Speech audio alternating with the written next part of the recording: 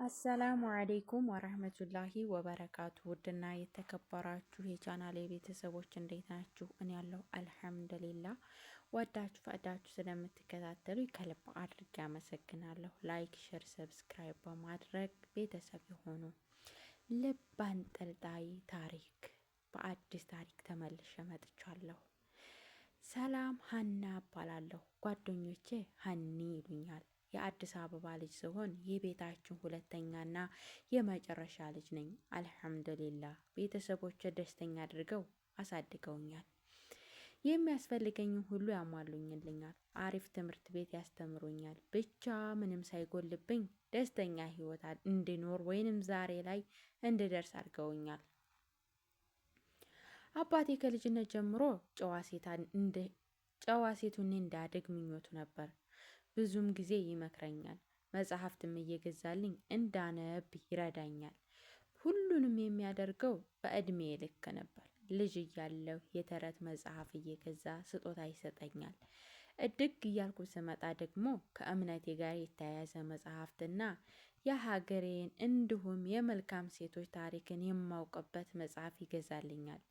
በአጭሩ አባቴ በራሷ የምትተማመን ጠንካራ፣ እውቀት ያላት ብልህ ሴት እንዲሆን ይጥር ነበር። ይህ ሁሉ የሚያደርግልኝ በፍቅር ነበር። ፍቅር እየሰጠኝ እንደ ጓደኛ ሆኖ ቀርቦኝ እያጫወተኝ አንዳንድም ወጥ አድርጎ ወክ እያረገኝ ነበር። የሚገርመኝንም የሚያሳዝነኝንም ሁላችንም መጨረሻችንን አናውቅም። የሆነ ሰው ልክ እንደ መልአክ ሆኖ ወደኛ ህይወት ይገባል። ህልማችንን ለማሳካት ስናስብ ይሆነናል፣ ወይንም ደግሞ እንደ ሸይጣን ቀርቦ ህልማችንን ያጨለመብናል።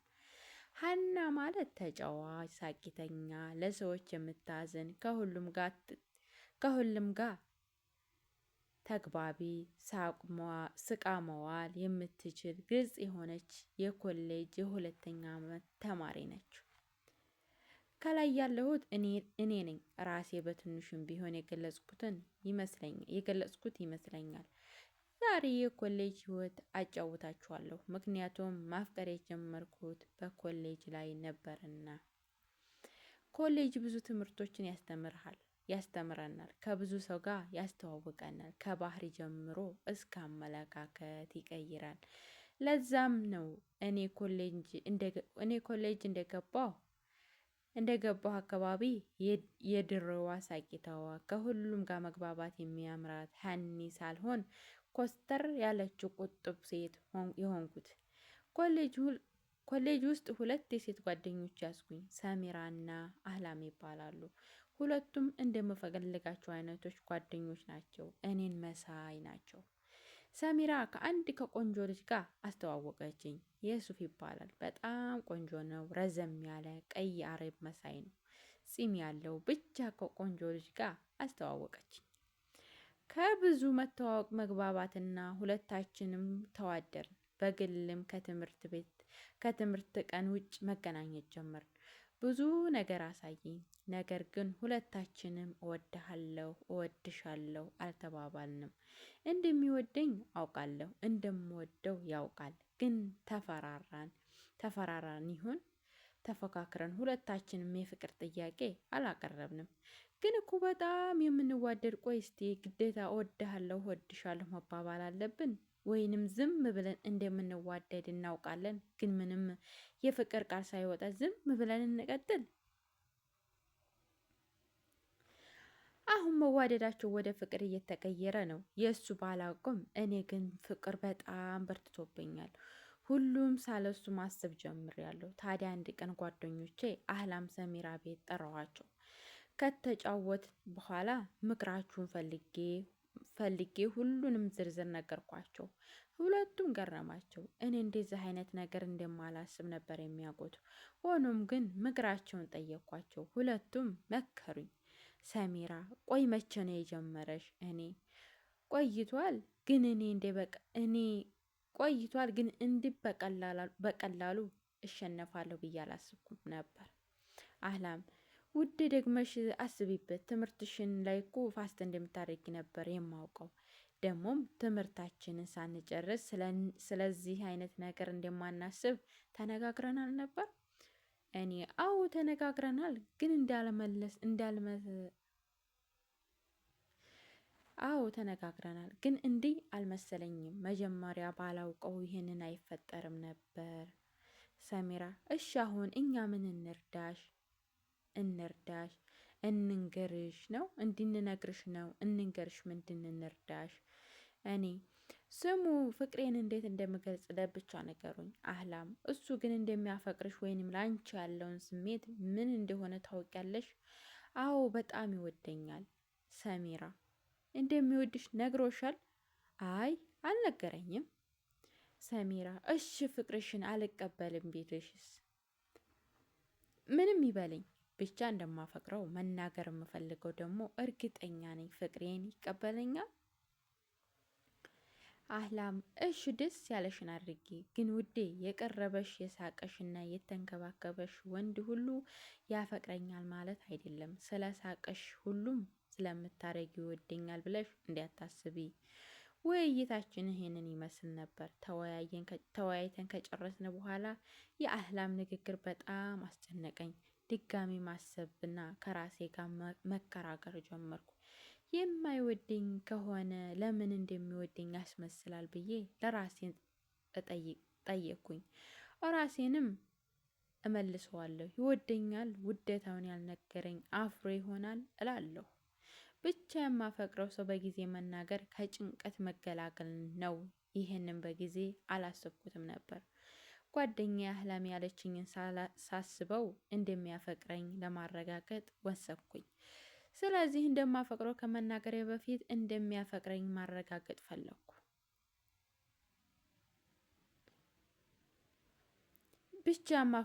ብቻ የማፈቅረው ሰው በጊዜ መናገር ከጭንቀት እንደመገላገል ነው። ይሄን በጊዜ አላሰብኩትም ነበር። ጓደኛ አህላምም ያለችኝን ሳስበው እንደሚያፈቅረኝ ለማረጋገጥ ወሰንኩኝ። ስለዚህ እንደማፈቅረው ከመናገሬ በፊት እንደሚያፈቅረኝ ማረጋገጥ ፈለግኩ። አንድ ቀን ለኔ ያለውን ስሜት ለማረጋገጥ ከሌላ ሰው ጋር ፍቅር እንደያዘኝ ነገርኩት። ፊቱን ለማንበብ ሞከርኩኝ፣ ግን ፊቱ ላይ ምንም የመደንገጥ ስሜት አላየሁበትም። ፈገግ ብሎ ማን ነው ልጁ አውቀዋለሁ ብሎ ጠየቀኝ። ደንግጬ አይ አታውቀውም አልኩት። ፍቅሬን እንድጠራጠር አደረገኝ። በጣም ጨነቀኝ። የሚያፈቅረኝ መስሎኝ ታየኝ። ነገር ግን እንደ ቀልድ የተናገርኩት እሱ ጋር እውነት ሆኖ በተደዋወልን ቁጥር ባልሽ እንዴት ነው? መቼ ነው የምታስተዋውቂ? ለንም ዱአ አድርጊልኝ እያለ ውስጤን ማቃጠል ተያይዞታል። አንድ ቀን ከትምህርት ቤት ወደ ቤት እየሸኘኝ እያለ ሰሚራና አህላም ከኋላችን እየተከተሉን፣ እኔ እና እሱ ደግሞ እየተጫወት ከፊት ለፊት እየሄድን በጨዋታችን መካከል ከፍቅረኛሽ ጋር ካላስተዋወቅሽ ብሎ ያዘኝ። በጣም አጨናነቀኝ። እኔም አንድ ቀን አስተዋውቃለሁ ብዬ ወደ ቤቴ ገባሁ። ቤቴ ቁጭ ብዬ ማንን ላስተዋውቀው ብዬ ማሰብ ጀመርኩ። ስልኬን አነሳሁኝና ዳታ አብርቼ ቴሌግራም ውስጥ ገባሁ። ብዙ ጊዜ የማወራው ሀሰን የሚባል ልጅ አለ። በጣም ጥሩ ሰው ነው። ንጹህ ልብ ያለው፣ ለሴት ልጅ ክብር የሚሰጥ አዋቂ ልጅ ነው። እንደዛ ነገር ይመስላል። ሀሰንን ያኮብኩበት በቴሌግራም ሲሆን እንደ እህትና ወንድም ነው የምናወራው። አሁን ሀሰንን አይደለም ጭንቀቴን አሁን ላይ የሚያሳስበኝ ለየሱፍ ማን ነው ፍቅረኛዬ ብዬ የማስተዋውቀው የሚለውን ነው። ጭንቀቴን ውሸቴን ነው ከለከልኩት። ደግሞ ሁሉንም ውሸት አድርጎ ያስበኛል ብዬ ፈራሁ። ብቻ ሳስበው እንዴ ብድ ብቻዬን መለፍለፍ ጀመርኩ። በዚህ ጊዜ ሁሉንም የማማክራት ሰሚራን አህላም ጋር ደወልኩና ምክር ፈለግኩኝ። ሁለቱንም ጓደኞቼ በውሸት እንደማይተባበሩኝ ምንም እንደማይመክሩኝ ነገሩኝ። በእነሱም ንዴት ውስጥ ሁኜ አንድ ጥሩ ያልሆነ ሀሳብ አሰብኩ። እሱም ለሀሰን የፍቅር ጥያቄ ላቀርብለት ወሰንኩኝ። ይህን የሚያሰብኩት ብዙ ጊዜ ሊጠይቀኝ እንደሚደራደር ስለማውቅ ነበር። ለሱ ጊዜ ደግሞ የፍቅር ጥያቄ ለማቅረብ ምንም አላስፈራኝም። ወዲያውኑ ነበር በቴሌግራም የውሸት ፍቅሬን የገለጽኩለት። የጠየቅኩት ምንም ሳያመን ሳይደራደር ወዲያውኑ ጥያቄን ተቀበለኝ። እኔ አሰላሙ አለይኩም ሀሰን። ወአለይኩም ሰላም ሀኒ እንዴት ነሽ? እኔ አለሁልህ። ምን ነው ወደ ከአይኔ አራክብኝ እኮ አለሁልህ። ምን ነው ውዴ ከአይኔ ራክብኝ እኮ። እረ አለሁልሽ። ከላይ እኮ ብዙ መልእክት ልኬልሻለሁ። እሱን ስጠብቅ ነበር። እኔ ይቅርታ አላየሁትም ነበር። ሀሰን ችግር የለውም። እና ክላስ እንዴት ነው? እያጠናሽ ነው? ደግሞ ተናፍቀሻል። እኔ አሪፍ ነው ውዴ። አዎ እያጠናሁ ነው። ደግሞ እኔም እኮ ናፍቀኸኛል በጣም። ሀሰን በአንቺ መናፈቅ እኮ ብርቄ ነው። እኔ ብቻ ማስብሽ ይመስለኝ ነበር። ከምር እናፍቅሻለሁ እንዴ? ለምን አትናፍቀኝም? እንደውም ዛሬ አንድ ነገር ልጠይቅህ አስባለሁ። የፈለግሽውን ጠይቅኝ ሀኒ። ፍቅር ይዞህ ያውቃል? አዎ በጣም ይዞኝ ያውቃል። ደስ ይላል። እኔ የፍቅር ጥያቄ ባቀርበልህስ አትቀበለኝም? ከምርሽ ነው ሀኒ? አዎ ምን ነው? አረ ምንም፣ በጣም ደስ ብሎኝ ነው እንጂ ግን ደንግጫለሁ። እሺ ጠይቅኝ። ፍቅር ይዞኛል።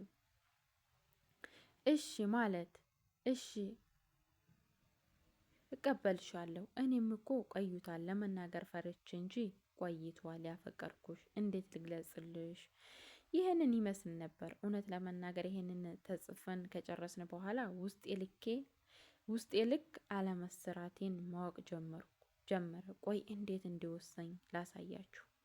እንዲወቀሰኝ ላሳያችሁ። በቀኝ በኩል ነጭና ነጭ ለባሽ መሳይ አለ። በግራ በኩል ደግሞ ጥቁርና ጥቁር ለባሽ ብቻ ሰው መሳይ ናቸው።